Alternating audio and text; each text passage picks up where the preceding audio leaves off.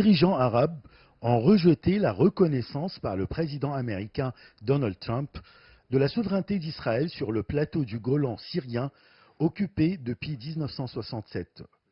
Le roi Salman d'Arabie Saoudite a déclaré qu'il rejetait toute mesure impactant la souveraineté de la Syrie sur le plateau du Golan.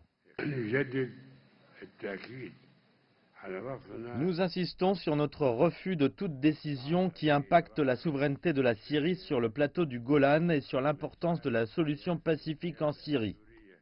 La déclaration de Tunis a mis l'accent sur le caractère central de la question de Palestine et la nécessité de l'établissement d'un État palestinien en Cisjordanie et dans la bande de Gaza, avec Jérusalem-Est pour capitale, soulignant l'importance d'une paix globale et durable au Moyen-Orient en tant qu'option arabe stratégique inscrite dans l'initiative de paix arabe.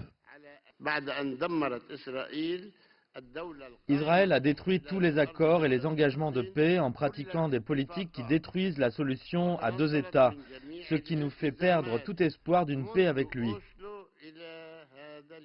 Les dirigeants arabes ont également débattu de la mise en place d'un plan arabe commun en vue de l'éradication des causes du terrorisme et de l'élaboration d'un projet qui a pour objectif la lutte contre l'embrigadement des enfants dans les conflits armés. Ça fait 8 ans que des pays arabes comme la Syrie, la Libye, le Yémen et autres souffrent du terrorisme et du sectarisme qui menacent leur sécurité et qui détruisent et ne construisent pas. Pour leur part, le secrétaire général de l'ONU, Antonio Guterres, la haute représentante de l'Union européenne pour les affaires étrangères et la politique de sécurité, Federica Mogherini, et le président de la Commission de l'Union africaine, Moussa Faki Mohamed, et le président du Conseil présidentiel du gouvernement libyen d'entente nationale, Faiz Sarraj, ont pris part à une réunion quadripartite sur la Libye, où ils ont réaffirmé leur intention de résoudre le conflit libyen par la voie diplomatique. Le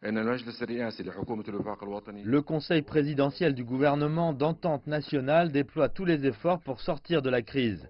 Nous visons l'unité de tout le peuple libyen afin de réaliser la stabilité.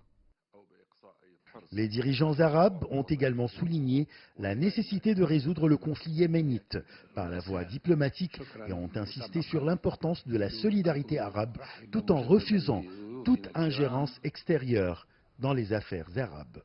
Ashraf Massoud pour CGT1 français.